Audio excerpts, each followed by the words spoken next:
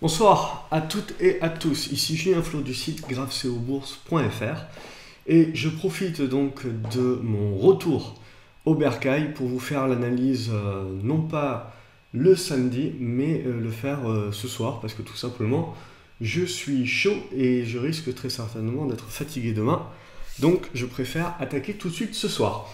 Donc sans plus tarder, donc on a une semaine qui a été plutôt chargée. Bon, d'ores et déjà, vous avez pu voir que pour la plupart des personnes qui ont pris le logiciel de la décision, il a été grandement rentabilisé, ne serait-ce que pour sur les hausses des valeurs pétrolières. CGG, Valourec ont pu facilement faire 10% dessus. Et dernièrement également sur la semaine, des titres comme Solocal qui ont gagné plus de 30 à 40% suivant le jour où vous rentriez en position, et de même pour Quantum Genomics qui avait été détecté également par les screeners et que j'avais pu vous présenter la semaine dernière. Donc, comme d'habitude, chaque semaine, on attaque. On va faire rapidement, j'essaye de condenser le plus possible la vidéo pour pas qu'elle fasse plus d'une demi-heure. Donc on revoit, et ça va être chargé parce qu'on est vraiment à un tournant sur les marchés. Donc on a énormément de valeurs justement qui reflètent un petit peu cette zone de neutralité, cette zone de congestion où on est vraiment en attente soit de sortir par le haut et donc de déclencher des achats, soit de sortir par le bas et de déclencher des ventes. Donc vraiment ce qui va nous intéresser actuellement, c'est d'identifier toutes ces valeurs-là qui sont vraiment à des niveaux vraiment très très intéressants sur lesquels il va falloir suivre. Donc on revoit ensemble le CAC 40, plusieurs indices. Je vais tâcher de rien oublier cette fois-ci cette semaine. Donc on revoit également l'or, l'argent, le pétrole évidemment, quelques autres matières premières, et puis l'euro-dollar que j'ai pas fait depuis un petit moment. Et ensuite, tout de suite, pour passer à toutes les actions qui ont été détectées par les screeners actuellement, et puis celles qu'on suit car elles ont été d'ores et déjà détectées, et donc on suit les positions, plus des valeurs que je rajoute qui me sont demandées par des lecteurs. Donc on attaque sans plus tarder. CAC 40, donc comme vous avez pu le ressentir cette semaine, on a été quand même assez hésitant. On a touché par deux fois les zones des 4500 points. On a refusé cette cassure de résistance dans la zone des 4510 à 4530 points. Et on est allé rechercher par deux fois la zone des supports sur les 4360 points. Donc vraiment cette zone des 4360 points, on voit qu'elle est très importante. Elle a été percée aujourd'hui en matinée suite à un gap baissier, suite à la panique express sur les valeurs bancaires. Et grâce à ces mêmes valeurs bancaires et à leur rebond en intraday, on a pu terminer la séance pas trop mal, c'est-à-dire on a non seulement conservé les 4360-4370 points, mais on est aussi repassé au-dessus des 4420-4445 points. Et comme vous le savez, j'attache énormément d'importance à la zone des 4420-4445 points qui pour moi est une zone pivot. Donc à moyen terme, globalement, on reste positif tant que le CAC 40 reste au-dessus de cette zone des 4330 points à 4370 points. On est d'autant plus positif tant que l'on reste au-dessus des 4420 à 4445. Mais ce qu'il va falloir vraiment aller chercher maintenant, sans plus tarder, c'est la rupture haussière des 4510 à 4530 points pour pouvoir attaquer les 4550 et les rompre pour enfin déclencher un signal acheteur qui nous amènerait assez rapidement dans la zone des 4640 points à 4700 points.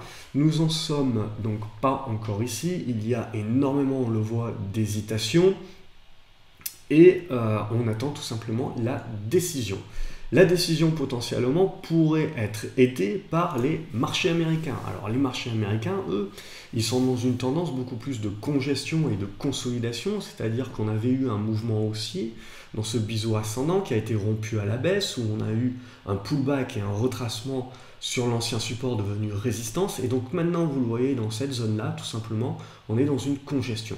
Soit on arrive à sortir par le haut de la congestion, c'est-à-dire au-dessus des 2180 points, et on arrive à relancer la hausse, soit au contraire, cette zone de congestion ici est en fait tout simplement la première étape d'une plus grande correction à venir. Et à ce moment-là, on va rompre les 2150 points à la baisse et confirmer la rupture et la correction en repassant sous 2130 à 2120 points.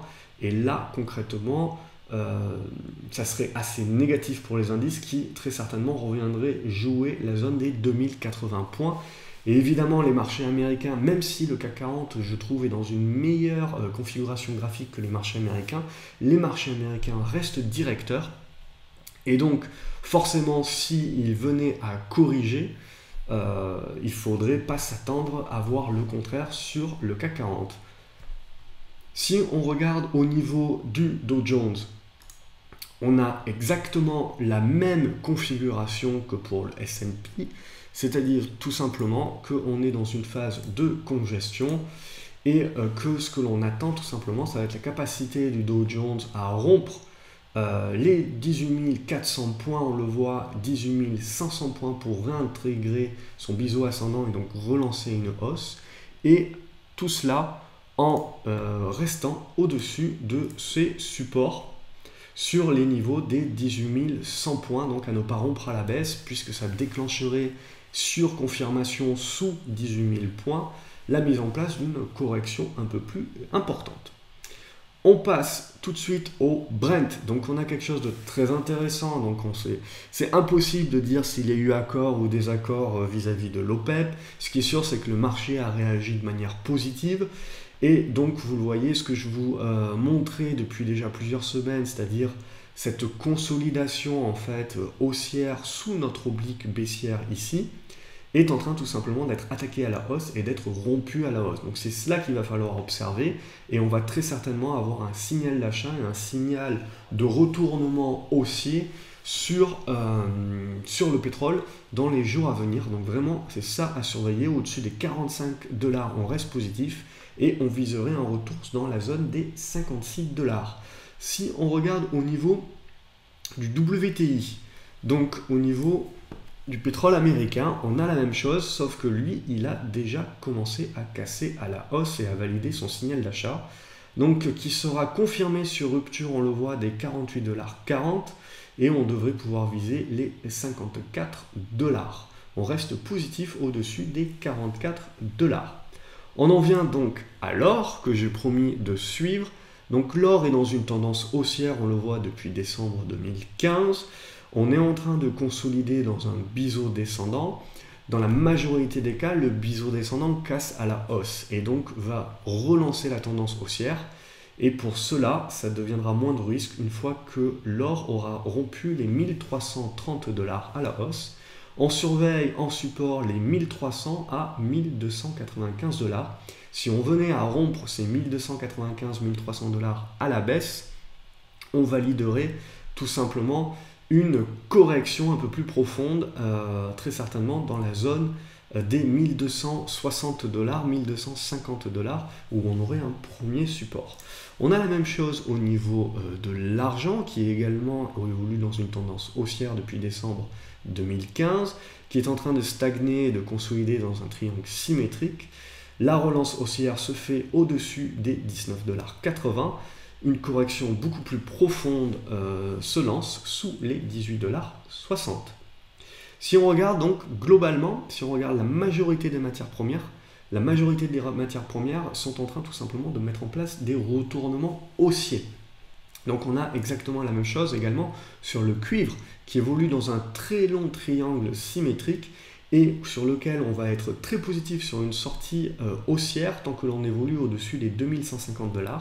Et on le voit, le test des 2230 $ et certainement la cassure n'est pas très loin et donc sera à observer prochainement. Si on regarde au niveau de notre maïs également, on est dans une tendance baissière là, mais on est dans, on va dire, une stagnation, on le voit au-dessus des 326 $. Ce qui va nous intéresser, c'est la cassure des 341 $ pour commencer à revenir tester l'importante résistance des 265-270 $. Et ce n'est qu'au-dessus de ce niveau des 370 $ que l'on reprendrait le chemin de la hausse. On a exactement la même chose sur le blé. où pour jouer un retournement haussier, il va falloir en passer par la cassure des 412 $ qui nous ramènerait sur les 450 $. Pour finir sur les indices, on arrive à l'euro-dollar, donc on voit, on est dans une large figure depuis quasiment 2 ans de consolidation, et cette consolidation, elle se fait dans un triangle ascendant. Donc on voit qu'on a le support oblique qui tient bien, donc au-dessus des 1,11, on a de quoi être positif sur l'euro-dollar. On voit qu'on est en train de rompre par le haut notre oblique baissière qui permettra de déclencher un nouveau signal d'achat en direction de la zone des 1,15 pour tester une nouvelle fois le haut de ce triangle. Ce n'est que sur cassure des 1,15 que l'euro retrouvera une dynamique haussière durable. Donc on en arrive tout de suite aux actions. Donc pareil, les actions, je les fais dans l'ordre chronologique. Comme d'habitude, il y a des actions que l'on suit depuis plusieurs semaines, il y a des actions qui sont recommandées et où il y a des demandes d'analyse de la part des lecteurs, et il y a des actions qui viennent tout juste d'être détectées par les screeners. Donc agrogénération, j'ai envie de dire, bon, dommage, tout simplement, parce que il y avait une bonne tentative de sortir ici des 39 centimes d'euros. Elle n'a pas été validée, donc sous les 36 centimes d'euros, on reste sur notre fin, et il faudrait une rupture de ces 36 centimes d'euros pour pouvoir initier réellement un retournement haussier.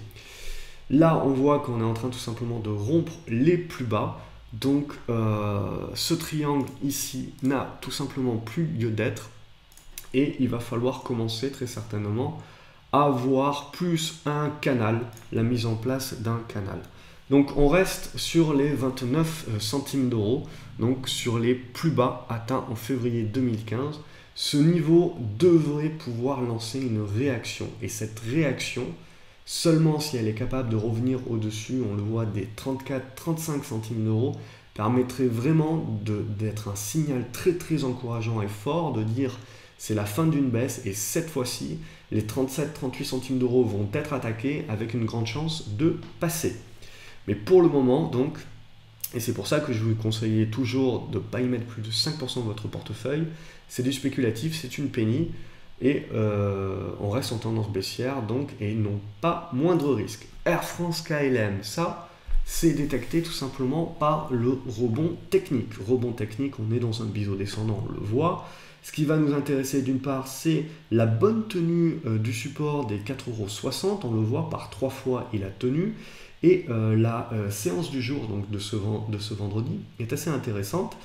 Et sur cassure des 4,89 €, 4,90 €, on devrait avoir une nouvelle tentative de rebond haussier qui aura comme première résistance les 5,25 €. Air Liquide également, on reste positif au-dessus des 92 €. Arcos également, on laisse de côté pour le moment tant que l'on est sous les 1,65 €. Artprice.com, on reste positif au-dessus des 11 €. AvantQuest également, on reste positif au-dessus des 10 centimes d'euros. Ce qui va nous intéresser comme d'habitude, c'est la rupture des 14 centimes d'euros. Aviation Lateco Air, on reste positif au-dessus des 3,47 €, 48. Ce qui nous intéresse, ça va être une rupture haussière pour déclencher un signal d'achat des 3,70 € à 3,80 €.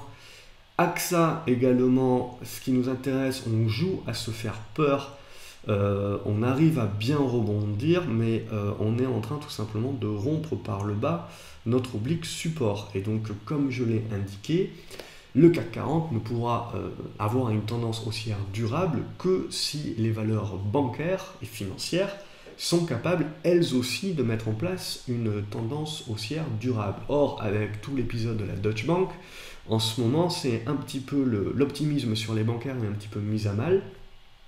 Même si on a eu une bonne réaction aujourd'hui, il va falloir confirmer, on le voit, sous les 19,20 €. Ça reste quand même assez poussif, assez pénible, mais tant que l'on arrive à tenir ces 18,30 €, tout espoir n'est pas perdu et il ne faut pas paniquer. Maintenant, pour vraiment renouer avec une tendance haussière durable, on le voit, il y a énormément de boulot à faire et il faudra non seulement revenir au-dessus des 19,20 €, mais surtout revenir au-dessus des 20 €. Beneteau également dans un rebond spéculatif, on reste positif au-dessus des 8,95 €. Ce qui va nous intéresser, c'est la cassure à la hausse des 9,45 € pour viser un retour vers les 9,90 €, 10 €.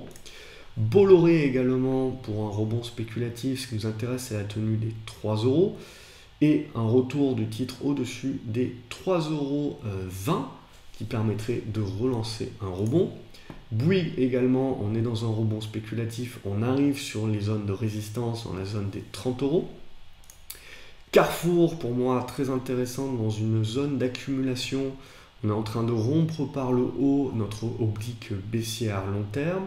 Il y a de quoi être positif au-dessus des 22 €. Ce que l'on attend, c'est une confirmation de la cassure des 23,50 € pour lancer le signal d'achat.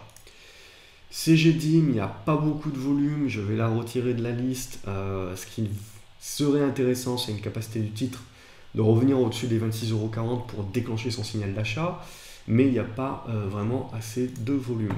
CGG, donc vraiment valeur pétrolière par excellence que je vous indiquais, falloir suivre.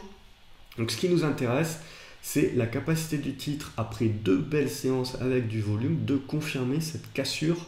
Ici, on le voit des 23,30 €, 23,50 €, ce qui permettrait de pouvoir déclencher un signal d'achat vers les 28 €. Coface, on est revenu, on est dans notre zone de prise de profit, donc on reste positif sur le titre. J'avais pu vous la conseiller aux alentours des 4,70 €, 4,80 €. Il est recommandé de prendre 50% de vos profits. Crédit Agricole, pareil comme la plupart des valeurs financières. On a un beau rebond, on voit sur le RSI, il est un peu plus négatif, à savoir que on est en train de faire un pullback retracement sur l'oblique haussière. Donc ça, c'est jamais bon et ça va à l'encontre, on va dire, d'un scénario haussier, même si on le voit au-dessus des 8,30 €, on y a de quoi rester positif pour le moment dans une zone de consolidation et de congestion qui est en train de se mettre en place. Mais ce qu'il va falloir mettre en place, c'est d'une part invalider cet oblique ici sur le RSI et donc repasser au-dessus de cet oblique et donc repasser au-dessus des, on voit, des 9 € pour viser les 9,40 € et là vraiment on pourra être positif sur le secteur bancaire. Attention, si on venait à revenir sous 8,40 €, 8,30 €, on le voit, ça deviendrait beaucoup plus difficile. Dassault Aviation, pareil, on reste positif au-dessus des 970 €. Deltadrone ne fait tout simplement rien, donc on est sur du spéculatif. On continue à avoir une oblique descendante, et tant qu'on n'a pas rompu cette oblique descendante à la hausse, on n'a pas de signal acheteur. Donc sous 1,18 €, on reste à l'écart. EDF, également, on a une bonne tenue de notre support oblique, on a eu un bon rebond haussier, mais qui n'arrive pas à rompre les 11,20 €. Donc tout simplement, on reste positif sur la valeur. Pour l'instant, on a un rebond technique, et ce que l'on cherche, c'est que ce rebond technique soit capable de revenir au-dessus des 11,20 € pour déclencher un signal d'achat. Si on vient à rompre notre oblique haussière, évidemment, on abdiquera sur tout scénario positif. Egid Group, donc, que j'avais pu conseiller, a lancé son signal d'achat, a bloqué sur les 4,15 € et maintenant est en train de corriger. On reste positif au-dessus des 3,20 €. Attention au volume, on avait eu pas mal de gros volumes et là, hop, ça s'est de nouveau réduit, donc pas plus de 5% sur ce genre de valeur. EOS Imaging également revient sur ses supports, on reste positif au-dessus des 3,05 €. Eutelsat Communication étant toujours en convalescence, mais il y a de quoi rester positif au-dessus des 17,40 € et des 17,90 €, on le voit. Ce qui nous intéresserait pour continuer la relance haussière, c'est la rupture des 18,90 € pour aller chercher la zone des 20 €.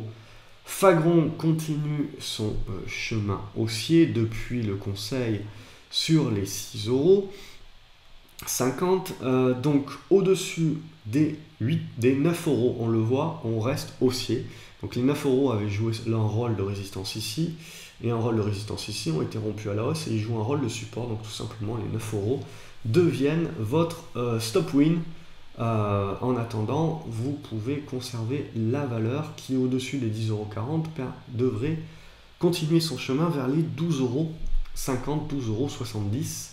Attention, sur rupture des 9 €, ça peut partir très très rapidement à la baisse, ça reste du spéculatif, on a quand même des gros volumes, mais attention, ça peut repartir tout de suite à la baisse, donc veillez à avoir des stop win.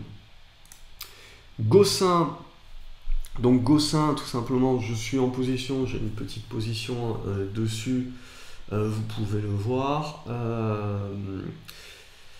Alors Gossin, c'est assez simple en fait, c'est-à-dire que graphiquement parlant, rien n'indique la hausse. Il faudrait, on le voit, une rupture haussière au-dessus des 78 centimes d'euros, 80 centimes d'euros pour vraiment relancer la hausse. Et encore, on aurait un gros niveau de résistance, on le voit dans cette zone ici des 1 €, 1,05 €, 1,02 €. Donc ça serait notre résistance à rompre pour vraiment insuffler une tendance haussière à Gossin. On a une bonne réaction et une volonté de rebond technique très certainement qui est en train de se mettre en place suite au retour sur les niveaux les plus bas et donc les 67 centimes d'euros et la Bollinger basse également. Mais pour le moment, on n'a pas de signal d'achat. Donc à confirmer lundi, ce qui va insuffler en fait tout simplement la hausse sur ce titre, c'est des news.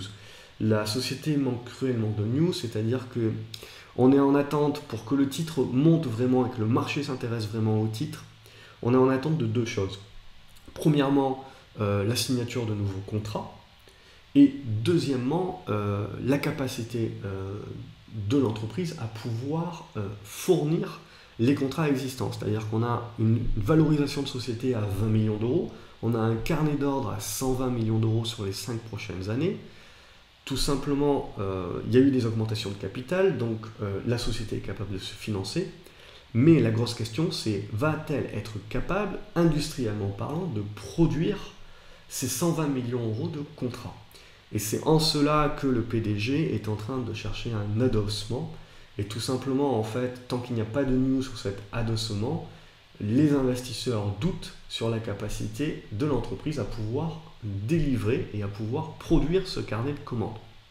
À partir du moment où les doutes seront levés, si les doutes seront levés, c'est une société donc qui est valorisée 5 fois en dessous de sa valeur financière. Donc évidemment, vous savez très bien ce que ça veut dire. Ça veut dire que le jour où il y a un adossement ou que les doutes sont levés, c'est une société qui va exploser. Donc évidemment, sur ce genre de société où c'est une news qui va faire exploser la valeur, il est impossible de se positionner avec le parfait timing. Donc on est obligé d'anticiper. Et qui dit anticiper dit forcément ne pas placer une majorité de votre patrimoine et de votre portefeuille sur ce genre de valeur. On est sur un pari risqué, et donc évidemment vous ne placez pas l'essentiel de votre portefeuille. Donc moi également, je n'ai pas placé l'essentiel de mon portefeuille sur cette valeur-là. Je n'ai pas énormément de titres comme vous pouvez le voir. Au niveau de Genfit, donc Genfit, on a eu, suite à l'annonce de l'augmentation de capital, un échec du signal acheteur. Donc pour moi, on reste à l'écart pour le moment. Ce qui va m'intéresser, c'est la capacité du titre à tenir cette zone des 22 €, 22,50 € pour éventuellement revenir sur le titre.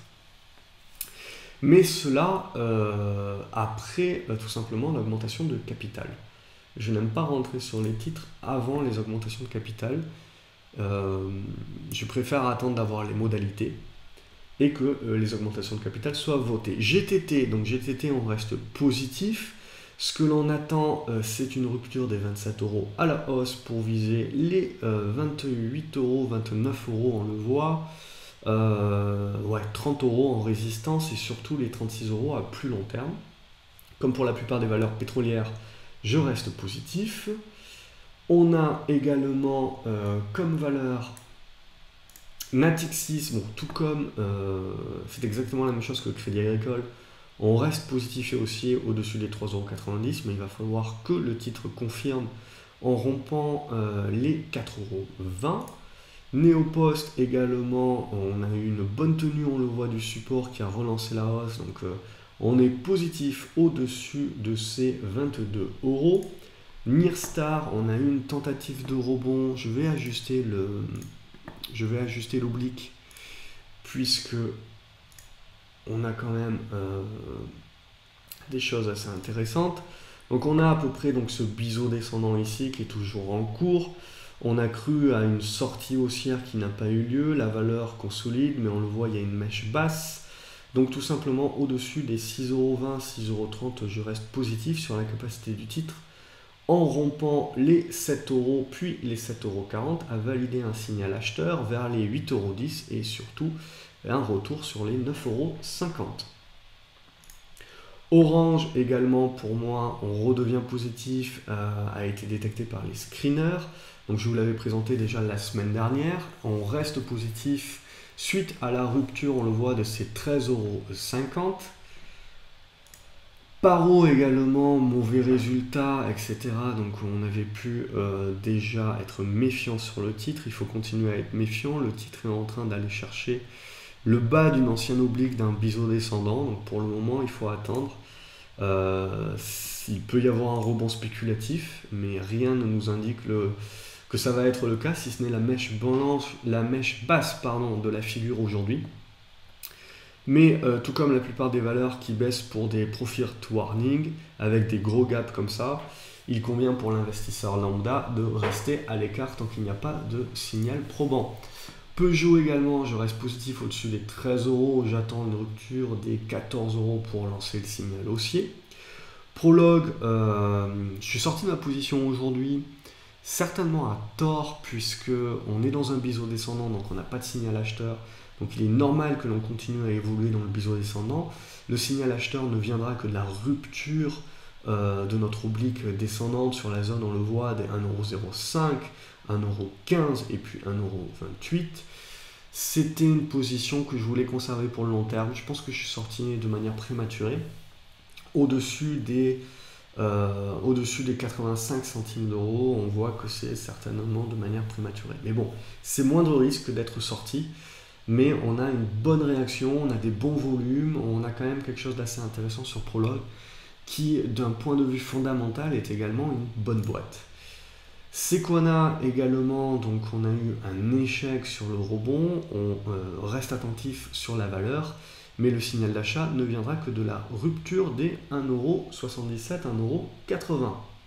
Société Générale, pareil, la configuration est un peu moins intéressante que Crédit Agricole et Natixis, donc j'aurais tendance plus à privilégier Natixis et Crédit Agricole sur Société Générale. Mais toujours est-il, ça ne reste pas moins une bancaire. Ce qui va nous intéresser, c'est la capacité du titre à revenir au-dessus des 32 € et surtout venir tester, on le voit, cette zone importante des 33 € à 34 €. Solocal, donc j'avais pu vous la présenter la semaine dernière. Ça restait une valeur spéculative, donc je vous avais indiqué de faire attention. Mais voilà, la cassure de l'oblique a fait office de signal acheteur. On a eu des volumes énormes. Évidemment, on a un rebond technique à la hauteur du risque pris. Stentis, on est toujours en train de consolider. Le signal acheteur durable viendrait de la rupture des 3,15 €. On reste néanmoins positif au-dessus des 2,67 €. Transgène, on a la même chose. Le signal acheteur long terme viendrait de la cassure des 3,05 €. On reste cependant positif au-dessus des 2,70 €. Vallourec, on reste positif, on le voit au-dessus de ce support des 3,65 € et surtout maintenant au-dessus des 3,80 €. On cherche toujours un test et une rupture des 4,30 € pour initier un rebond vers les 4,80 € à 5,10 €. Villemorin et compagnie, on a eu un échec du signal d'achat suivi par une confirmation au niveau de la rupture des 60,60 €, donc on reste à l'écart, on continue d'observer la valeur néanmoins, elle ne deviendra moindre risque et en achat moindre risque qu'au-dessus de ce niveau des 62,50 €, 63 €. Zodiac Aerospace, positif, tout simplement au-dessus des 20,50 €. On attend pour continuer la hausse une rupture des 21,90 €.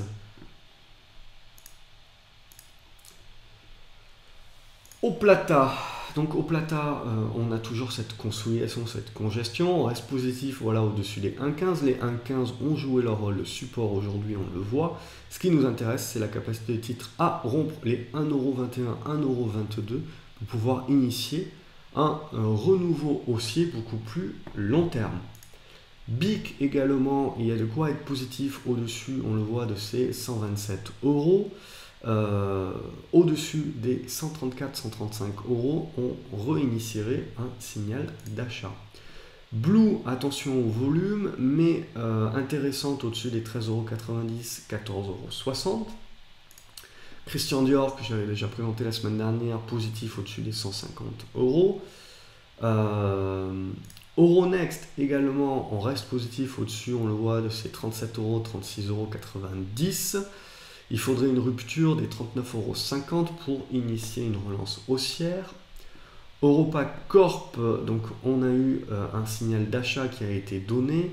On redevient positif au-dessus des 3,95€. Europe Car, toujours en consolidation et en rebond technique. On reste positif au-dessus des 7,47€, mais c'est bien la rupture des 8,10€ qui permettra de relancer le rebond vers la zone des 8,75€. Ingenico également en rebond spéculatif. Ce qui va nous intéresser, c'est la capacité du titre à revenir au-dessus des 79€ pour revenir attaquer ces 81,45€. En rebond spéculatif, bien évidemment. Inat Pharma également, on repasse positif sur la valeur au-dessus des 11,25€. Integragen, que je vous avais proposé la semaine dernière, n'a pas validé son signal acheteur. On passerait éventuellement à l'achat au-dessus des 3,30€, on le voit. Intrasense également la même chose.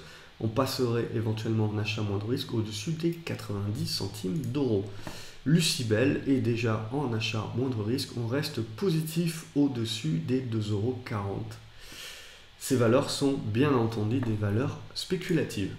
LVMH, on reste positif au-dessus des 146€. Ce qui va nous intéresser, c'est la capacité du titre à revenir au-dessus des 155€ pour pouvoir renouer avec la hausse en direction des 160€. Natixi, je l'ai déjà présenté. Nokia fait quelque chose d'assez intéressant ici, donc on est positif au-dessus des 4,95€. Ce qui va nous intéresser comme signal d'achat, c'est la rupture des 5,20€ qui devrait nous permettre de revenir tester cette zone des 5,40€ à 5,45€. Novacite également n'a pas validé son rebond technique.